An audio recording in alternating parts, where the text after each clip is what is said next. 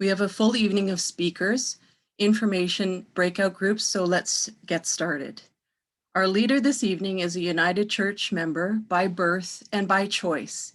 She has worked and volunteered at all levels of the United Church of Canada with children, youth, and adults, mainly in the areas of resource ministry and Affirm United's Affirming Ministries program. She is a member of Sydenham Street United Church in downtown Kingston, Ontario, and Affirming Ministry since 1999. She was a member of the Bay of Quinte Conference Affirming Ministries Action Group from its formation in 2007. In 2018, when the United Church restructured and has been a coordinator of Affirm United's Affirming Ministry program since 2012. I am very pleased to introduce to you our facilitator and group leader this evening, Linda Hutchinson. Hi, everybody, and welcome. It's wonderful to see so many of you here, to know how many are registered. And also, I see some familiar faces, and I see some faces that are new to me. So I hope that sometime in the future, we'll be able to meet in real person, not virtual person. So, Michele, I think we'll start with the first slide, please.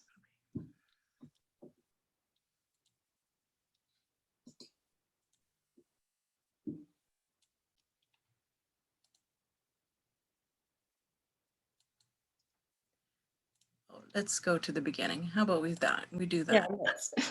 It's always good to start at the beginning.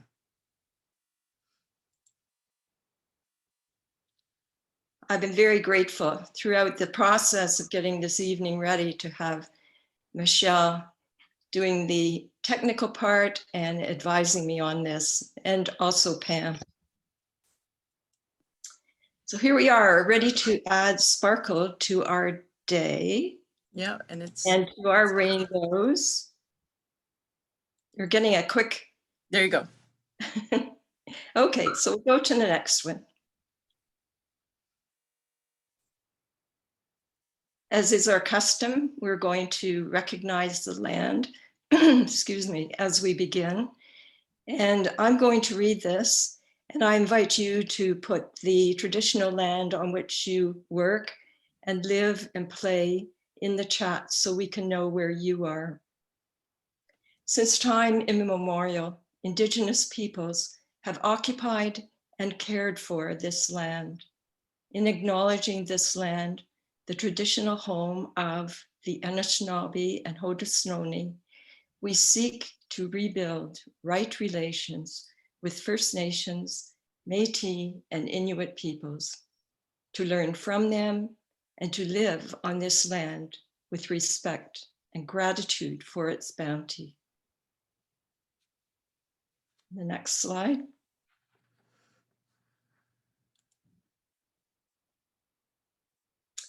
So right off the bat, I want to begin to say we're grateful for the sponsorship of this webinar, that we can all join together and share our stories.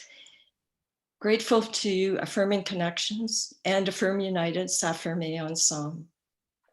Also, as I have mentioned, the creative and the technical support of Michele and Pam. Our presenters this evening are Sharon Woodrow, Bruce Hutchinson, Chris Dolson, and Carol Smiley. And as Michele has said, I'm Linda Hutchinson. So before we begin the evening, I feel like I need to tell you that my main work with this program has been in the bringing ministries into the Affirming Ministry program, as well, of course, being a part of an Affirming ministry for 21 years. So this is a delight for me to be able to connect with some of you who have been in Affirming Ministries for several years also. I know too that we have people from ministries that are in the process. So this is quite a mixture of people, and it's going to be very rich. But I want to say that since I've worked mainly with ministries in Ontario, you'll see that the stories are predominantly from Ontario. But after this evening and gathering more of your stories, our stories would come from a broader range. So don't feel left out.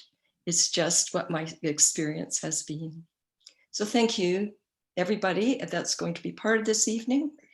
And in this space, you are welcome. We are affirming of all, and we are all role models. So we speak truth and we ask questions in respectful ways. If anyone is uncomfortable this evening and needs support, please indicate this in the chat column and our host will assist you. We're blessed to have a chaplain with us this evening, Sula Kosaki. And if you wish to connect with her, you can do that through the chat or send your phone number privately to Sula so that she can be in touch with you. Sula, welcome. And would you open our session with prayer, please? Thank you, and thank you for the invitation. I'm excited to be here and looking forward, definitely, as I told Michele, to getting my sparkle on. This month being Black History Month, I've been doing a lot of reading and reflecting and listening, trying to silence my own mouth and listen to others is the lesson for this month. And one of the resources that I came across and was really touched by, that has kind of stayed with me, is from a 1949 book titled Jesus and the Disinherited, written by Howard Thurman, who was one of the spiritual leaders of the American Civil Rights Movement. And so for our opening, I'm reflecting on the idea of God's people being part of the disinherited, and what that might mean, and what it has always felt like, and how it has empowered us together as a people. And so I just want to share these words from one of the meditations in that book. Lord, Lord, open unto me light for my darkness. Open unto me courage for my fear. Open unto me hope for my despair. Open unto me peace for my turmoil. Open unto me joy for my sorrow. Open unto me strength for my weakness. Open unto me wisdom for my confusion. Open unto me forgiveness for my sin. Open unto me tenderness for my toughness. Open unto me love for my hate. Open unto me thyself for myself. Lord, Lord, open unto me. Amen. Thank you.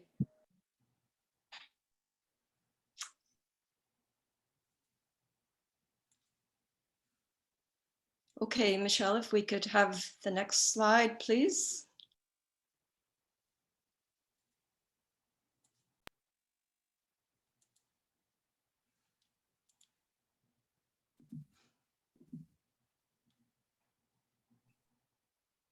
So we have a plan for this evening. It's full, and this is how we plan to spend it.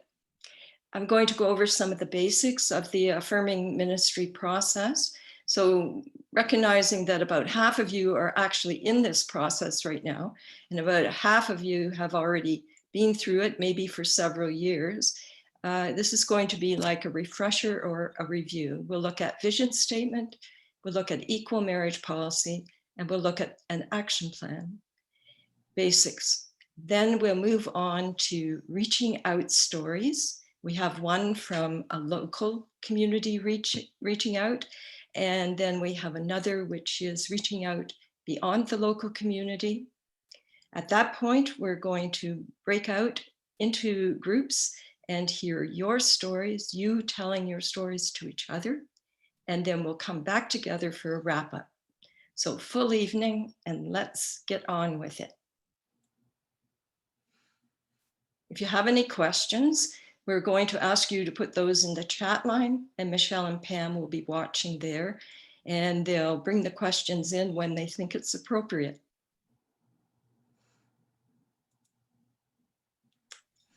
So, vision statement. I think all of us, certainly in the congregation that I'm in, which became Affirming in 1999, had a vision statement.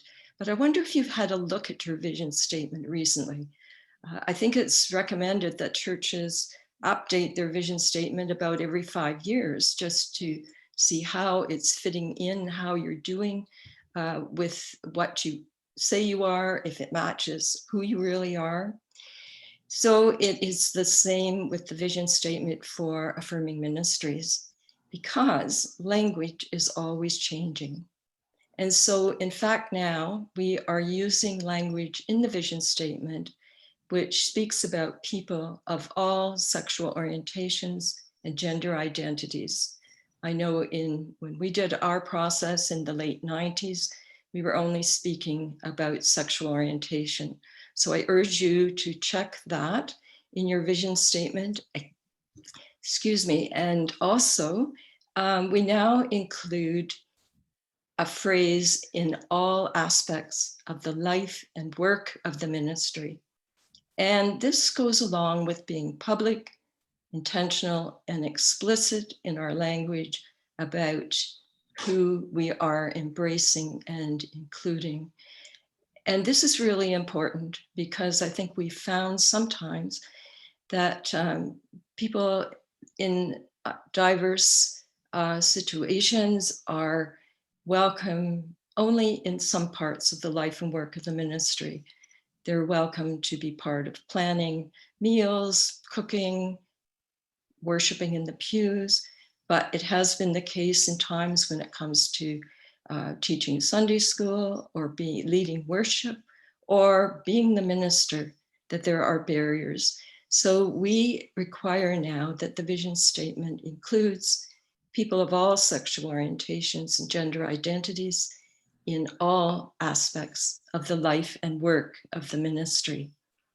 And of course, we also encourage ministries to broaden their scope in terms of diversity and include other people who have been marginalized in other ways.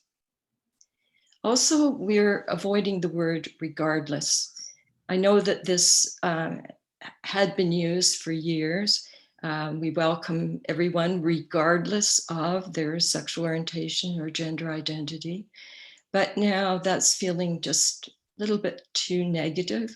So that's why we're urging people to use language which avoids regardless.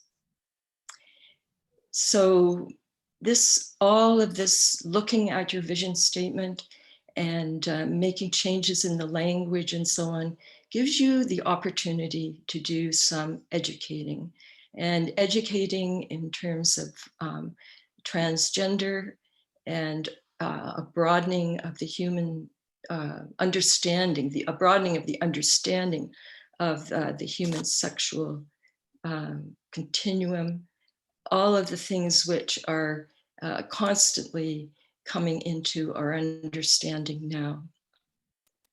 We did revise Open Hearts in 2020 to include the new structure of the United Church, and we tried to update the language, and we have put in new examples of vision statements there. So please have a look at that resource, Open Hearts, on our Affirm United, Affirming Ensemble website. Okay, so for the next slide, please. I will include that resource in our follow-up too. Open Hearts. Okay. I would urge you to have a look at your marriage policy also. We've gone away from the language of same sex, and we're currently using language of couples of all gender combinations, which once again gives you a broader spectrum of people and also gives you the opportunity to educate about gender fluidity and all the various combinations of couples that may come to you for marriage. And the next slide. So the action plan. First of all, I guess my question is, do you even have one? Our congregation didn't have one. And working in this program, I came to realize how essential an action plan is. So on our 20th anniversary, would you believe it, we actually brought forth an action plan, which was passed by our congregation. So an action plan is essentially your plan for the future, what you're going to do right away, what you're going to continue to do, and maybe some of the special projects that you will do. And it's a good checklist for maintaining the enthusiasm of your congregation around affirming ministry, because there's always something coming up. Have we done this? Have we done that? And you, of course, would be adding things to it as life goes on. So one of the key things here is the use of the logo. And the logo is beautiful. It's available with the vector files from Michele, our communication coordinator, and it should be everywhere. You can't see it, but I'm wearing my t-shirt with the logo on it, and it always gets compliments. So the important thing about the logo is it's something that only affirming ministries use. So it's like an accreditation, and it's becoming recognized as a symbol of a ministry, an outdoor ministry, or a congregation, or a regional council that has been through a process of education and learning what it's about to be an affirming ministry. Rainbows are wonderful, and they can be used by anybody that feels that they're welcoming. But the important thing about the Affirm United logo is that it signifies that conversation, some education, knowing what being affirming is about. So included also in your action plan will be celebrations that you might have. And I would urge you to put in 3 and make sure you have them each year. Something around pride. You could offer worship service in your own congregation, open your doors to others, or you could go out with your worship service to a park or to someplace public that people don't need to venture into a building which may be strange to them. Of course, Pi Day is coming up, and there are lots of new things and intriguing ways of how we're going to celebrate Pi this year. And in fact, the moderator has just put out a video about how he plans to celebrate Pi. And he holds up a pie, which is steaming in his kitchen. So I guess he's baked a pie. So check that one out. And also an anniversary. An anniversary is a great time to look back, tell your story, tell it to your congregation, see if you can get some press on it, tell it to the world, but keep telling it. But it's also a time to look forward and say, okay, this is who we were, this is who we are, and where are we going in the future? So I think our anniversaries offer great opportunities. Now, other things that you may include, and this would depend on who you are, and you have a choice in this, are advocacy, for example. And right now is a key time for this. Concerning the LGBTQ two-spirit community, we have conversion therapy, the Bill C6 coming up in the federal government. And are we able to respond to that? I would urge you to have a look at the newsletter that Michele put out on February the 16th. It has a video from Grace United Church in Sarnia, Ontario. And they are in the situation of advocating for this bill to be passed. And they're also in the situation of being in a riding where their MP is not in favor, and in fact, I think is urging people to withdraw the bill altogether. So they have an uphill journey in advocating for that bill, but a really important one. So check out their video, which is in the newsletter that Michele sent out. And also, one of the things that is coming up more and more now, I think, for Affirming Ministries is the fact that we are needing to share our buildings with the community. And that's a really important thing to do. It's a reaching out in all ways to share.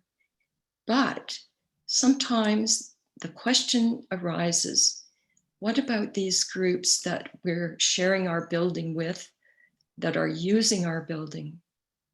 Are they of a like mind as an affirming ministry? So we have two stories tonight. The first one, I'm going to introduce you to Sharon Woodrow. Sharon is from Cannington United Church in Ontario, a rural congregation, and she's going to tell you how they handled a user policy, keeping in mind they're an affirming ministry. Sharon, welcome tonight. Thank you, Linda. Thank you for inviting me to participate in this evening's webinar.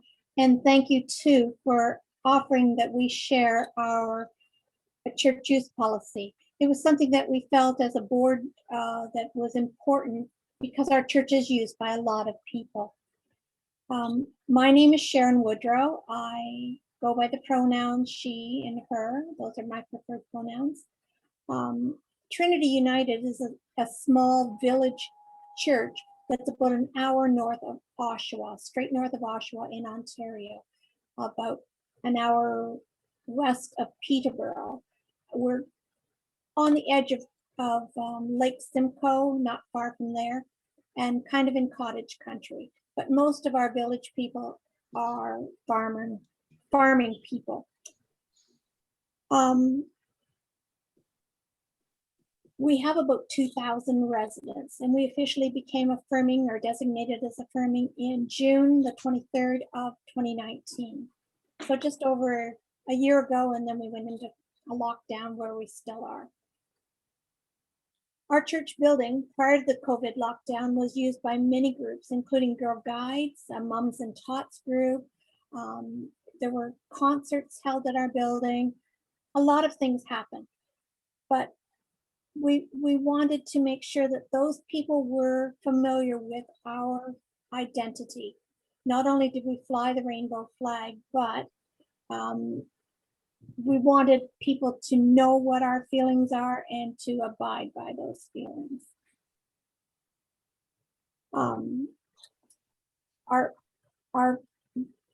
Our church is now being used also by a local PFLAG group. They saw that we were designated affirming, they saw the flag, and they felt comfortable in approaching us, and we got front page headlines saying that the Northern Durham, which is the region we're in, unit of PFLAG wanted to meet in our building. They felt safe to do that. We also host the Summer Vibe program for youth. We have between 30 and 50 children that would attend for a week-long seminar or a week-long vacation Bible camp at our church. So because our church is used so much, we wanted to make sure that people were aware and knew. I think, Michele, you have a slide of what our church use policy looks like. It's just a two-sided document that we ask people to sign. It's important for us to feel like we are public, intentional, and explicit with all of those that use our church building. For this reason, we developed this church use policy. And we ask all people who use it to read it and sign it. It contains our mission statement, our vision statement that asks people to follow along and either accept what we believe or not use our building. It's that simple. It's pretty important to us. Michele, can you put the slide up for our church use policy? I think you have a copy of that. Sorry, I thought I was sharing it. Just one sec. I don't see it, maybe others do. Debbie Sherwin is on here tonight, and she's going to be our PI speaker on March 14th. And thank you, Debbie, for doing that. Just Our give church use policy, if I could just read a little bit of it. It has our mission statement right off the bat, which says, as the people of Trinity United Church, we affirm and support the life and experience of all. We aim to provide a safe and nurturing environment where we intentionally welcome all into the total life and ministry of Trinity family, including but not limited to persons of any age, color, ethnicity, gender identity, sexual orientation, intellectual and physical ability, family configuration, social or economic circumstances, or mental health. All persons are invited to take part in every aspect of church life, including membership, leadership, celebration of life passages, and marriage. We are publicly committed to working and living together in our journey towards justice for all of God's people. We ask the people that use our building to sign this form. And as I said, if they're not comfortable doing that, well, then we say thank you and find another place to have your meeting.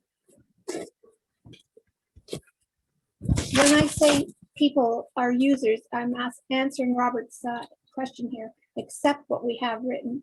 I'm asking them to sign that they agree to follow our mission statement.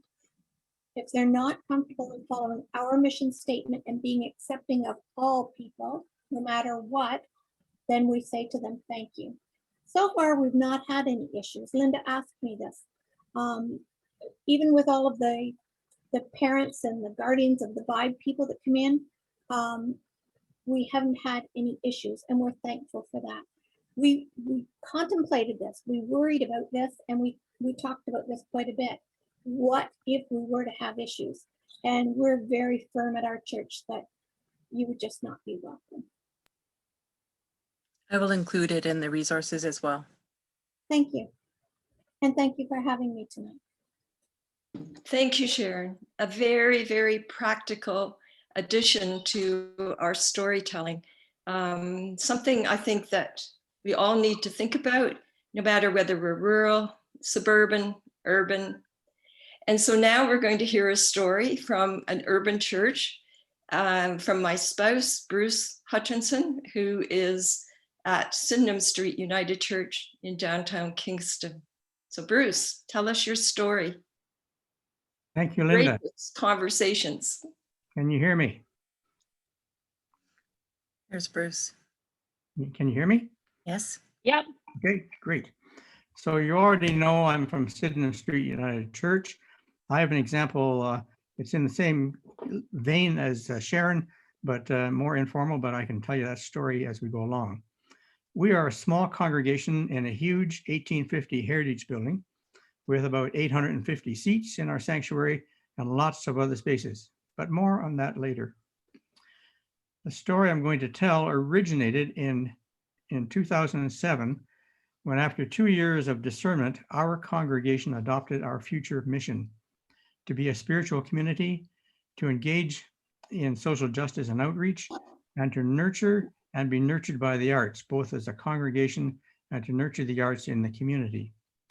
From community consultations, we learned how important it was, our sanctuary was, as a place for choirs and musicians to perform. So nurturing the arts grew into opening our doors to choirs, a film festival, a youth theater company, a number of self-help groups, community meetings and events around social justice issues, etc. Pre-COVID, our outreach to community organizations resulted in some 1,200 person visits per week. And we branded the building as the Spire, and I think Michele is going to show a picture of our church sign. We branded as the Spire to indicate the commitment to community use. And we employ an operations manager to run this now complex usage of our building. He reports to a business management group, which manages the building in accord with the values of the congregation, including our commitment to a safe place for LGBTQ2S+ community. If we get the sign up that we have, you'll notice that we have a rainbow on the spire sign and a tag at the bottom for Sydenham Street United Church, where there is the Affirm logo for the congregation. Our operations manager, who I said is the person who manages our space for us because of the use of the building, is responsible for making sure that organizations using our building support the policies of the congregation. We don't have pieces of paper, but he talks about being affirming and what that means. He calls in a member of our governance body when he needs help. So one day he called me. He had been approached by a church that was trying to plant itself and grow in Kingston. The church inquired about use of our conference room for Sunday worship services. It was a church with racialized worship leaders and served mostly a racialized congregation, just the kind of racial diversity our congregation would welcome. And they could afford the rent. We went to the conference, we met in the conference room, and they explained who they were. We actually did a tour of the building as well. And I explained who Sydenham Street United Church congregation was and our interest in serving the needs of community groups, including other Christians. And of course, I told them about the congregation being affirming. After several hours of frank and open discussion, it became clear that their theology did not include God's love for all, especially for people in the LGBTQ2S+ community. They agreed that they could not meet our requirement for being a safe space, and they rented space in another church in the city. One might say that we had an amicable but courageous conversation. And Sharon has talked about this as a use of the building by others, but with increased use of church buildings by community groups, those congregations who are affirming ministries or those who aspire to be affirming should be sure that community groups who use their spaces are committed to being safe spaces. If not, there should be a courageous conversation. By using the Affirm logo, we are committed to providing safer spaces and to have courageous conversations. Thank you for the opportunity to talk. Thanks, Bruce. Once again, a very practical suggestion for how we interact with the community and still maintain that important value of God's love being for everyone with no barriers. So those are the three things that I'd like you to, when you are thinking about rejuvenating, revitalizing your affirming ministry, to check out. Very basic things: vision statement, marriage policy wording, and your action plan. Have one. Do you have one? If you don't have one, be sure and get one. So on the next part of our programming, we're going to do some reaching out with some very inspirational stories.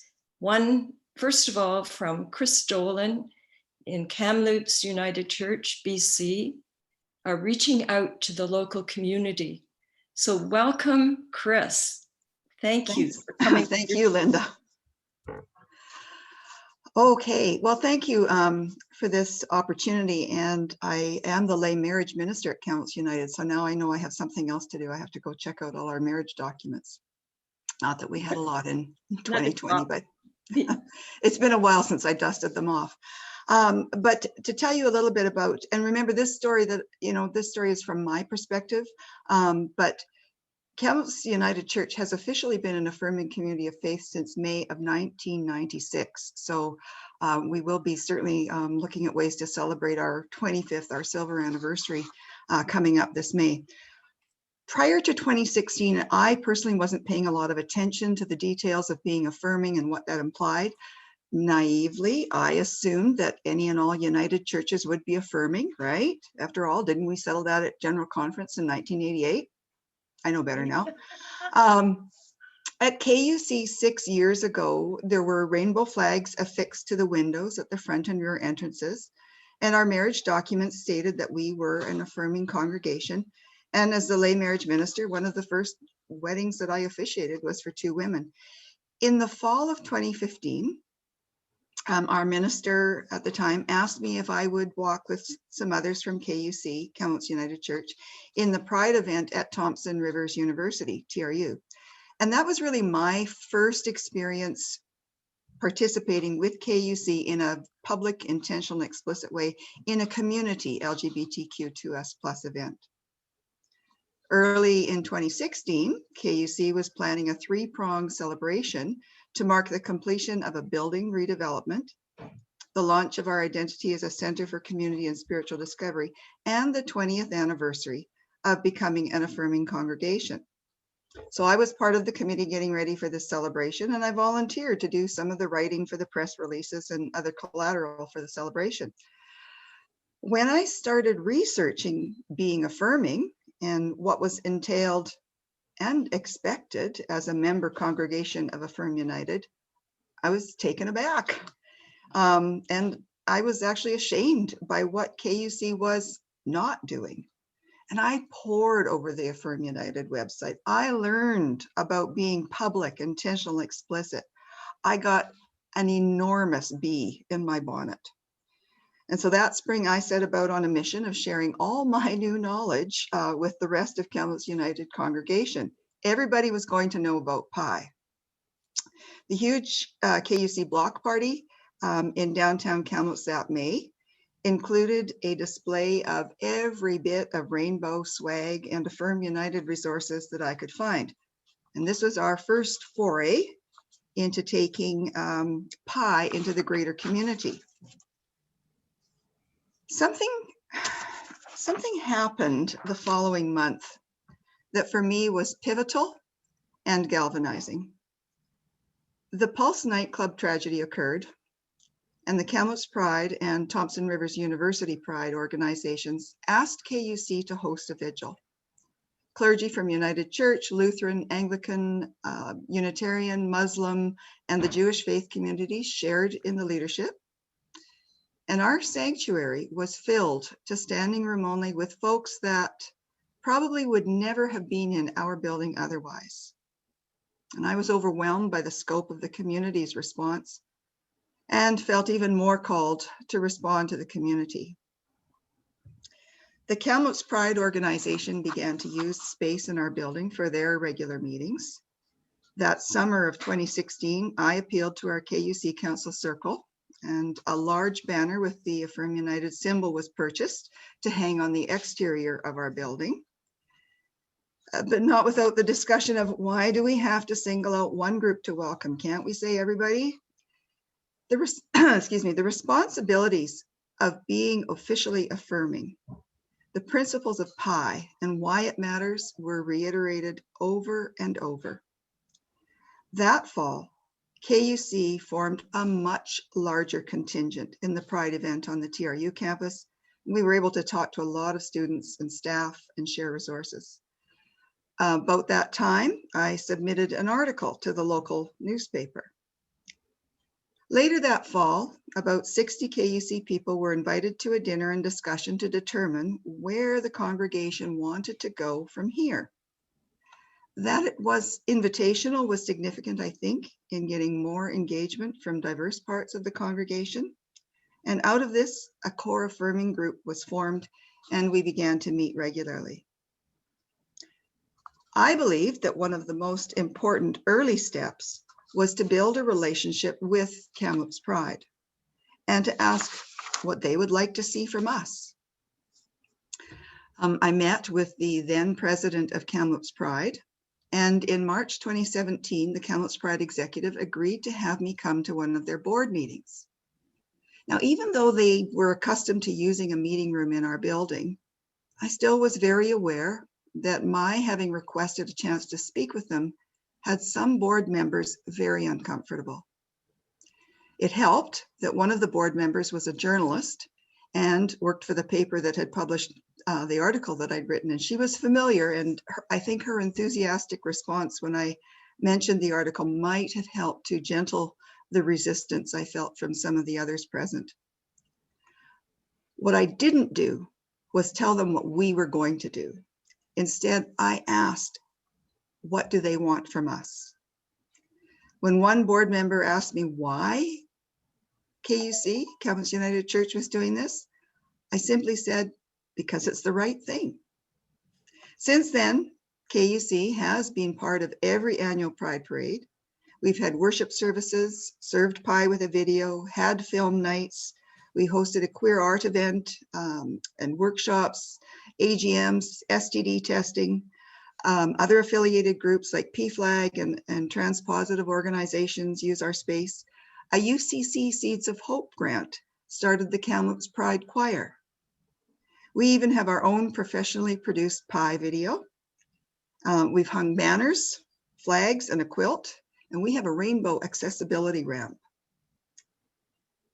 Revitalizing the affirming ministry at KUC might be summed up in 3 words: relationships, repetition, and perseverance.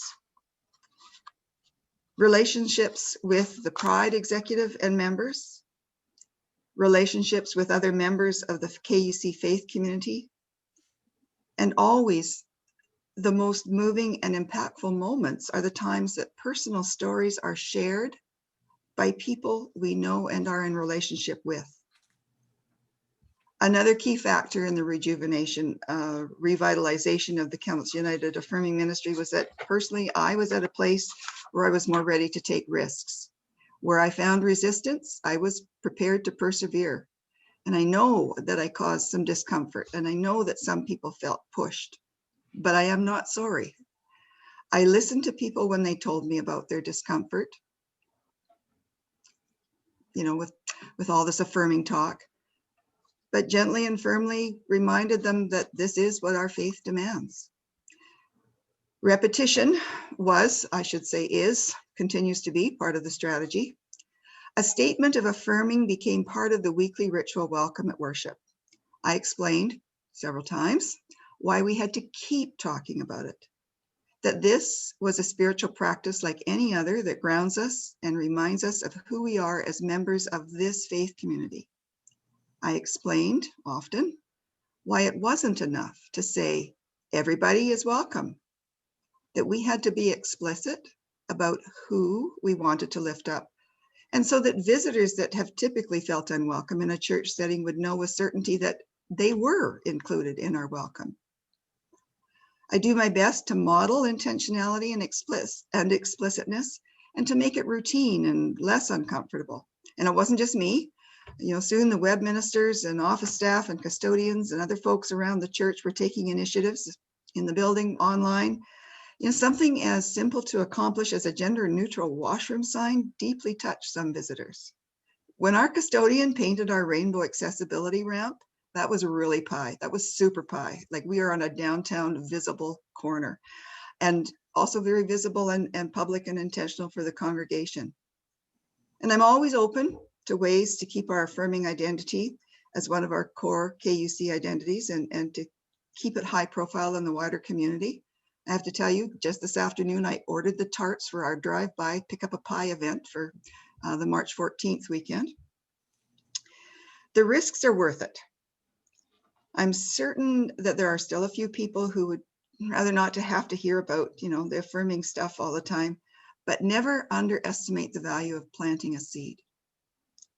And I have so many sweet stories of moments of affirmation, support, and gratitude, often from some very surprising quarters. And I'd love to share more about that, but Linda said I had to keep this under 10 minutes. So thank you. Chris, thank you so much. And just for the rest of you, to let you know, Chris did share more than that with me earlier on.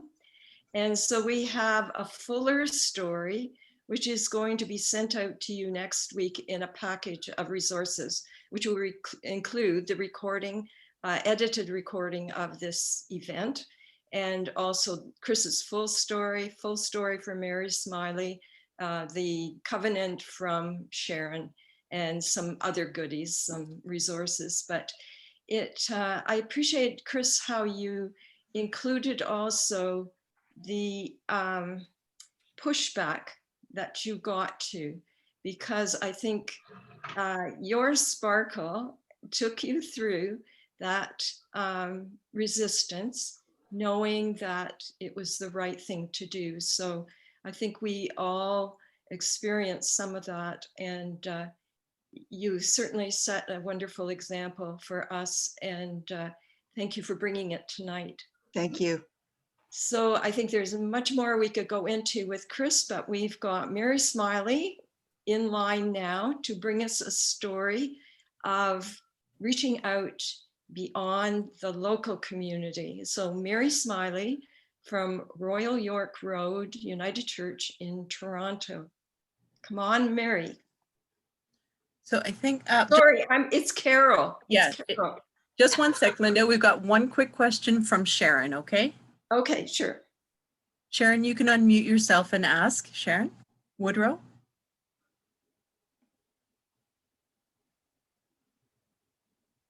No, Sharon's just having trouble trying to chat. Thank you. I'm Thank trying you. to chat with everyone to say thank you. That Thank was such a beautiful tribute that Chris gave for Chris, us. yes. And Thank a you. lot of information that we can use and go forward from. Thank you. I'll try Yeah. and stay out of the picture here. You're great. Okay, Carol, we're looking for Carol Smiley. Yeah, and my apologies. I know another Smiley, Mary. Carol, come on. Where are you, Carol? There she is. Carol, you're muted, so let's unmute. We want to hear your voice. There you go. Good. Great. So as Linda said, I'm at Royal York Road United Church, which is in the West End of Toronto. And I would like to tell you the story of how Royal York Road got the sparkle on. So I'd like to start with telling you the Coles Note version of our Affirming ministry. I'm sure it's a story that's familiar to many of you. Number one, go through 2 years of education and discernment and an overwhelmingly positive vote to become an affirming community of faith. Number two, have a wonderful celebratory service with sparkly decorations, perhaps with a guest speaker. Everyone pats themselves on the back, but the congregation has done something important and meaningful, which they have. There is cake and coffee hour, and if you're really lucky, some in the church have prepared a lunch so you can prolong the celebration. Number three, create a standing committee on council. Number four, said committee sits down, congratulates themselves and the congregation again, and clucks on about the importance of the work, how needed it is, cites a few statistics, and then step five, in our case anyway, we all stare at each other, shrug our shoulders. Now what?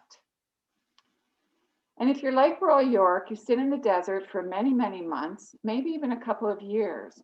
You try to come up with some workshop or speaker or study session, and you know this isn't what you're really meant to do. But after all, the chair does actually have to write a report for next month's council meeting, and there's an annual report. The sparkly excitement of this new venture is scattering in the wind like confetti after a wedding. It feels like a vacuum has sucked it up from your soul. So Royal York we needed a theme, any theme to tell the truth, something to get us on a path, any path to tell the truth. For I've discovered in life, a path, even if it proves to be the wrong one, will lead you to where you need to be. You need to take an action, any action to tell the truth, so that God knows you're serious and ready for change. And once you've proven that, the Spirit will provide the opportunities and energy to make that change. So we threw a proverbial dart and it landed on the state of LGBTQ plus rights internationally. We had found an article in the Toronto Star about the then fairly recently formed organization Rainbow Railroad. We did research. We invited a speaker from Rainbow Railroad to speak to us at our Lenten study series on the UN Sustainable Development Goals, where we addressed gender equity. We tracked countries who were decriminalizing homosexuality, et cetera, et cetera, et cetera. And again, it was all meaningful and important work, but we were missing something. And what we were missing was a connection with a real live human being experienced the fear, the atrocities, the hiding, the beatings, the shame of living with those lack of human rights which we had been learning about. In all of this, my own personal dream was to be involved in a sponsorship group for an LGBTQ refugee. Rainbow Railroad was, and of course still is, doing that work. Perhaps I thought I could join one of theirs, but I really wanted to do it with my friends at Royal York Road. I felt like we needed to be involved at a heart level somewhere. We needed to make human connection. We needed to hear the stories from people about whom we cared deeply because they were our friends. So as I sat in the parlor of our church for another meeting, I quietly and a little tentatively, I must confess, said just that. Could we do more refugees? We had just come off a project sponsoring a Syrian family. Could we consider a spectrum of commitment levels from just weekly volunteering to do grocery shopping, piggybacking on the project of Rainbow Railroad? We go from that spectrum of just a once a week driver's thing to a full-blown sponsorship project of our own. And so you can understand how pleased and a little surprised even I was when our minister expressed the opinion that Royal York Road indeed did have the energy for a full-blown project. After that, things moved along fast. That meeting was in early December, and by April, council had approved the project, a budget was put in place, and we had chosen a refugee from a list of 2 or 3 that General Council had suggested. And the refugee we chose, his name was Darby. He was 36 years old, and he was a chef. He let us know that he wouldn't come if he couldn't come with his partner, Omar. Just to let you know, they were in Trinidad at the time. They are originally from Jamaica. Well, could he come with his partner, Omar? Of course, that was easy. It was the right thing to do for one thing. And pragmatic, probably easier to settle a couple than a single person. And so there's the picture at the airport. After a huge crisis that delayed their travel and put them in jeopardy of being sent back to Jamaica, which would have been a certain death sentence, frankly. We met them at the airport early in the morning of August 20. Sparkle ensued. They were charming, they were fun, they were charismatic, they loved to dress like twins. In this picture here, you see they're dressed identically, even though Omar is in front there, and he's only about 5'3", and Raymond is like 6'4", but they like to dress the same. They loved to serve coffee after church. They loved helping with the fall fair. They felt celebrities in our church, and they embraced us. In December, there was actual sparkle. In the hair, in the eyelashes, on the shoes, on the crowns, which you'll see in a moment. Royal York Road threw them a wedding. I walked Omar down the aisle, there we are, as he had asked me to do. Just for a little background, that Omar called me mom. We have a very, very close bond. So it was quite flattering that he wanted me to walk him down the aisle. So anyways, we had a great party. The church had already been decorated for Christmas, and a few of us on the committee met at Sandy's and prepared a meal. Raymond and Omar invited one of their friends, a drag queen, to entertain. And on short notice, and only a couple of weekends before Christmas, 45 members of the congregation attended a lovely, beautiful wedding. Raymond and Omar had invited about 25 of their friends. The day was a triumph. I was proud of our congregation of predominantly old white people, but I was also impressed with Raymond and Omar's friends as their authentic, openly queer selves. Those people, most of whom had suffered abuse at the hands of churchgoers, spiritual abuse, emotional abuse, even physical abuse. One wore the evidence of that on his scarred face. They gave us a huge gift to their hearts by trusting us. Now, and had a real heart connection. These 2 beautiful young men showed us that we were truly capable of what we felt God wanted us to be, loving and compassionate and celebratory of the lives of people who had had very different lived experiences than most of us. We didn't and we don't love them perfectly, but in the main, I am proud of in the mirror. All of us want and need to receive love, But it's equally true that it makes us very happy to know that we can give love, that we can be God's eyes, ears, and most importantly, heart. God sent us the right souls to mirror that to us. Now, since that wedding 2.5 years ago, Raymond and Omar have built themselves a successful life in Toronto. They have well-paying, reliable employment that they enjoy. They have a comfortable, beautifully furnished apartment in a very nice area of Midtown Toronto. And they have connected with family that they didn't even know they had in Toronto. And they have built a large, supportive community of friends.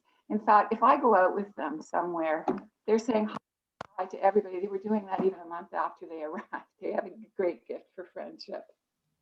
And the icing on the cake is right in that picture there, because less than 2 months ago, on December 30th, Ramona, Raymond's daughter, arrived to complete their family. And there she is. She's 13 years old and in grade 7. And she's, of course, in the last couple of weeks to school and is making friends there.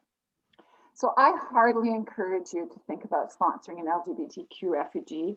The need is dire, and there are benefits. LGBTQ refugees have a very high level of successful settlements. They're very motivated when they get here. And many refugees are able to come called the BVOR program, the Blended Visa Office Referral Program. That program reduces the cost of sponsorship because the government pays for 6 months of the year-long settlement. And in addition, refugees have already been approved and screened, and therefore they're able to travel to Canada in a relatively short time frame, like within 3 months. I know otherwise, some people, you know, in refugee work are waiting even up 5-6 years for the people they've agreed to sponsor to be able to travel. So that definitely is a benefit of sponsoring somebody under the BVOR program. So I hope you really consider this sort of project for your congregation, because if your sponsorship proves to be half as joyful as ours, you'll be really happy that you did. So dream big, shine bright, and sparkle more. Thank you for listening. And thank you, Linda, for inviting me. Just as an aside, Royal York hosted the Affirm National Convention in 2018 rather, and I saw Linda there. I was so excited because the conference ended on Sunday and Raymond and Omar were due to arrive on Wednesday. So my excitement, I was chatting it up and I was so excited, and Linda got in touch with me and said, did that actually happen? And it certainly did. So thank you, Linda, for inviting me and letting me tell a story that I love to tell. Thank you, everybody, for listening. Thank you, Carol. What an inspiration. And I would just agree with Carol and let you know that at the Affirm United Affirming Ensemble Council, we're continually hearing about pleas to affirming ministries to reach out and consider supporting an LGBTQ refugee, and or maybe there is support for doing this through the United Church of Canada. So it definitely has added some sparkle to your ministry, Carol. Yes. Yeah. But similarly to Kamloops and Royal York Road, there had to be that sparkle in someone that was willing to step out and say, come on, folks, let's try something. Let's try something different. Congratulations to both of you and to your congregations. I know they'll love seeing the video of you telling your story to us. Thank you. So we are now, as might be expected, about 10 minutes behind what we had thought we might be. But in fact, that's just normal, isn't it, for an evening together where there are great stories and lots to tell. So I'm going to suggest now that we take time to go into our breakout groups. Michele, could you put that slide up just so I don't forget anything, please? Mm-hmm. And instead of taking 20 minutes, we'll take 15 minutes in the breakout group. And in that, I would urge you to put on your best listening persons so that everybody will have a chance to speak. So first of all, introduce yourselves briefly. Remember, there will be several of you in the group, so we all want to have a chance. Appoint a scribe who will take down notes about the sparkling stories that you're hearing from each other. And actually, if your stories aren't all sparkles, let's take time to hear those too, so that if we all find that this evening has been worthwhile and something we want to do again, then we will have some things that we can bring into the conversation. So sometimes not all the sparkles are quite so bright, but we need to hear those as well. So best listening ears to all stories. And then we are going to reconvene. And at that point, we'll ask your scribe to put some stories in the chat. And Pam is going to pick those up and she'll report some of them. Now, I'm sorry that we can't hear from everybody, but if we put them in the chat during our reconvening time, then we can pass those on to you and we'll have them recorded. What happens in the chat is not recorded, but what we say here is. So we'll have those stories captured for us to share and to sort of digest later. So off you go, have a great conversation. Just remember, everybody needs to be heard. Thank you. Okay, here we go. How long are we? Welcome back. Hi, Linda. Hi, everyone. We're slowly coming back into the room. Why do breakouts always go so fast? And that was 15 long minutes. Yeah, the whole evening is whizzing by. My question too. Hi, Bob. Yeah, it does go very quick, doesn't it? Okay, so I'm just going to invite you to type in the chat any stories that you'd like to share. And we're going to just read out a couple of them, and then we're going to lead into a wrap up.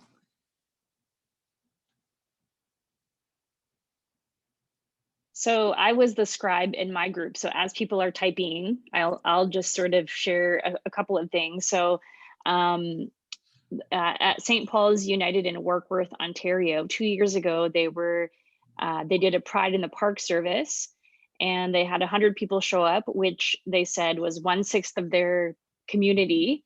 And they had local dignitaries and a barbecue, and it was a really amazing experience to be, public in that way. And they hope to do it again if this year, if they can, or if not next year. And so I'm going to open up the chat here and see what else.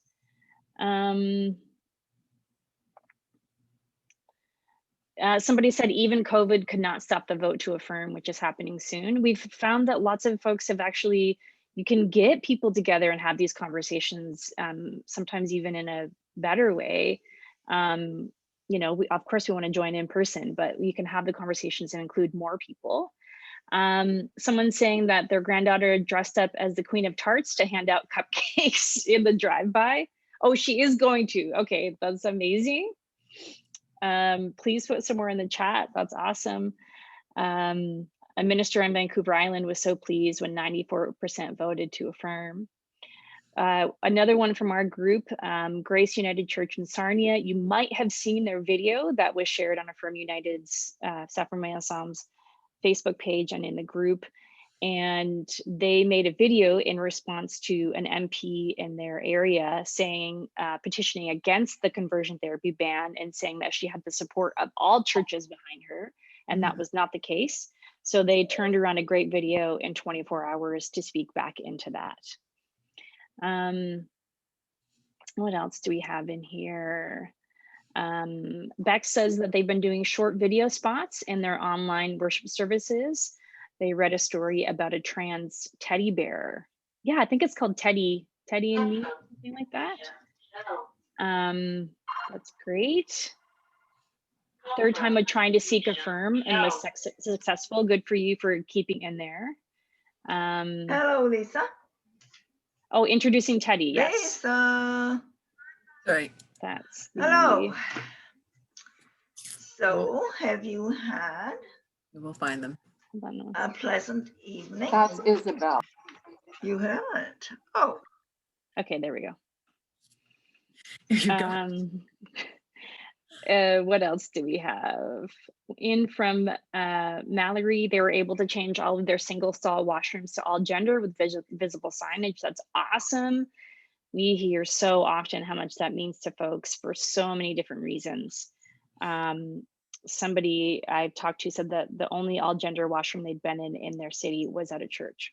And that's sad that that's the only place, but great that they're making an example. Rosemary says that at Dublin Street United Church in Guelph, Affirming Ministries Committee has been using Zoom presentations to all of the existing groups and has been asked to tell the sparkle story of 3 women, and met with the men's group today and had a great conversation. That's really great to hear.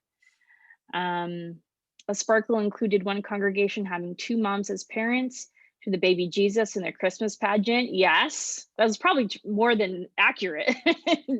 Anyway, another church had a married male couple playing the innkeepers in a Christmas pageant. Awesome. Yeah, just let's show all kinds of families and iterations in the gatherings that we have. That's great. they're putting all And gender. all genders, that's right. A few people on my team said that, you know, in my group said what some of the others are saying here is sometimes it takes a couple tries. Sometimes it starts and stops, starts and stops. And, you know, they're trying to stick with it in the ways that they can to continue the conversation. And we know how invaluable those folks and those voices are. Many of you know what that's like to do that over years and years, and it's definitely worth it. And it really matters. Mallory's also saying, as part of creating an inclusive marriage policy, they ordered a new wedding registry that included updated language, not husband and wife. That's great. I'm curious what Chuck and Harold BSUC means. Any affirming congregations who still insist on hiring straight ministers. Wonder if you'd be willing to share more about that in the chat. So if we can address that if needed.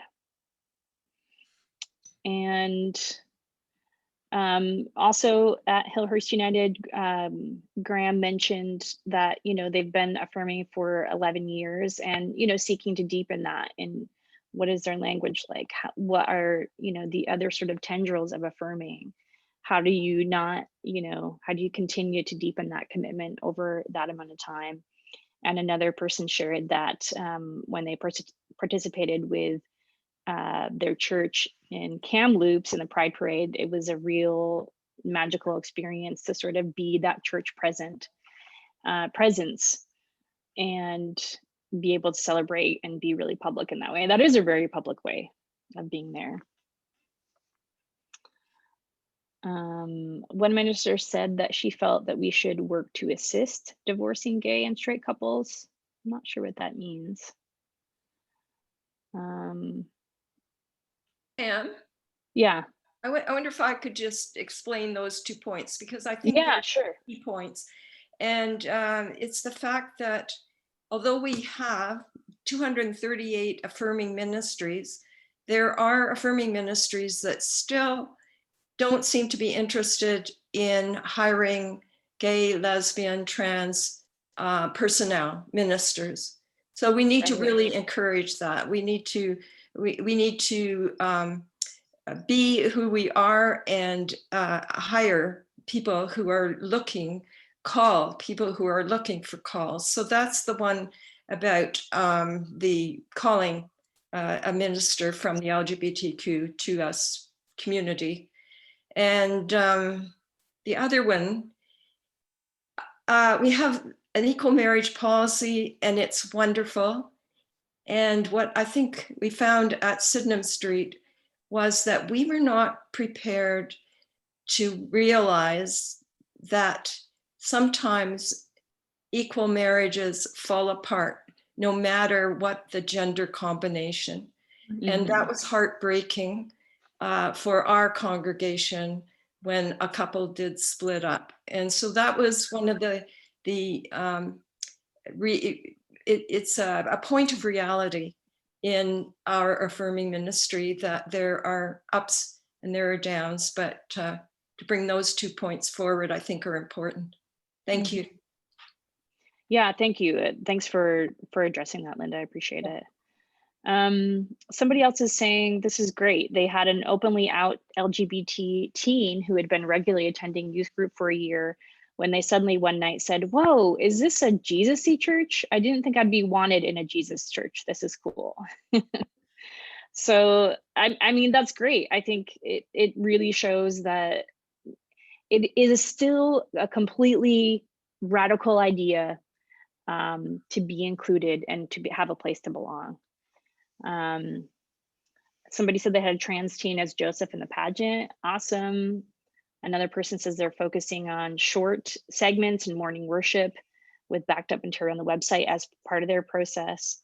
And I wonder, I know we had just a couple of minutes left. There is a question here, Linda, from Jess, and she said, or they say, she says, do you have advice for meeting education needs of a congregation where you have a 70-30 affirming, non-affirming congregational split, and mostly only affirming people attending education dialogue events? So the split is 74 and 30. And 30 not. Yeah. And mostly the 70 are the ones attending the events. Yeah. So I think I would suggest there that if you can have some individual conversations, obviously the people who are concerned or are against becoming affirming are avoiding learning. And in fact, they just might not feel comfortable coming into that kind of a session. So maybe some individual conversations would be helpful. And it's a courageous conversation to try and have. And you might want to go like 2 people and have the if the person that's concerned is by themselves too, you don't want to overpower them, but just so that there are more people hearing what's been said. So you don't set up a 2-person conversation where, one person is hearing one thing and that's not being said. You've got some more ears to hear what's going on. So I wonder if that would be helpful. Or Pam, do you have any suggestions on that? Yeah, and I'll echo some of the folks who wrote in, and they said that doing stuff on Sunday mornings is really key, right? So that because that sort of game day, for most people, they do attend that. They may not take extra time to attend something that's outside of that, but usually they will attend a Sunday morning service to just incorporate it organically, that sort of learning and talking and people sharing stories and that sort of thing on Sunday morning, so that they have a chance to hear. And for whatever reason, they are resisting, or they feel uncomfortable, or maybe they don't want to out themselves, and they're not attending, to kind of do that. And I really like your idea too, Linda, of like, for those of us who are extroverts, inviting conversation one-on-one too, especially people that you might have a little bit of a relationship with, and asking them, what are you curious about, or what are you worried about in this? And just along this line too, we have in the program had a couple of congregations that were just shy of the required positive vote.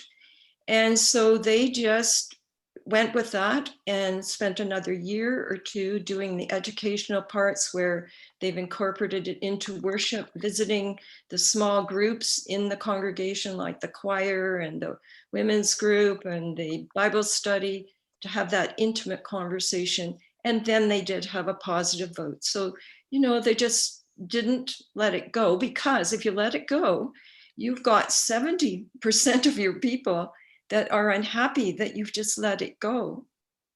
Right. And yet, the other 30 are important to have the conversation with you and help them understand some heart stories, some things like that. So just do not let it go, continue. Thank you so much, Pam, for being our verbal scribe. I'm going to pass this back to Linda to do our wrap up. Okay, thank you. Here's your slide, Linda. Thank you. Thank you for my slides, Michele. You're welcome. Not always in order, but we try. Yeah, so folks, we've had many stories tonight, and I hope it's been as rich for you as it has for me. I just want to remind you, Michele has said it, I have said it, but I want you to remember that next week you will be getting a wonderful package in the mail, and it will include the edited video of tonight and some resources. It will also include a webinar feedback form. And this is going to be really important to us to know whether how valuable this has been, whether you would like to have it repeated again or another version of it, just exactly how this has been for you tonight. Now, the other thing I'm going to do is make a plea, and that is to say that we need you. So I told you at the beginning that I have been working, for almost 9 years now in the Affirming Ministry program, which brings the ministries into being affirming. And for that many years, we've been looking for some volunteers that would intentionally be in touch with our already affirming ministries, to connect with them, to support them, to see how things are going. And I'm thinking, after hearing stories tonight, that this would be a very, very rich opportunity for any of you to be engaged in. So I'm going to say, if you're interested in doing any kind of this work on a team that we could organize, this would be accountable to the Affirm United, Affirming Ensemble Council. It would be wonderful if any of you are interested in that. So please keep that in mind. If you are, you can get in touch with Michele on our website, or if you put something through to Affirming Ministry coordinators, I can pick that up. So thank you, everyone. Thank you for the sparkle that you've all brought to us. It was a blessing to me, and I hope it was a blessing to you. Thanks. Thanks so much, Linda. Thank you. And thank you, Linda. Thanks, You're Michele. welcome. Thanks, Pam. Everyone is welcome to unmute themselves, and you can just have general chit chat or say your goodbyes now. Thank you, everyone, for coming. Thank you so much. Bye. Carolyn, thank you, Bye-bye. Chris, Thank and you. Bruce. Thank you, Michelle.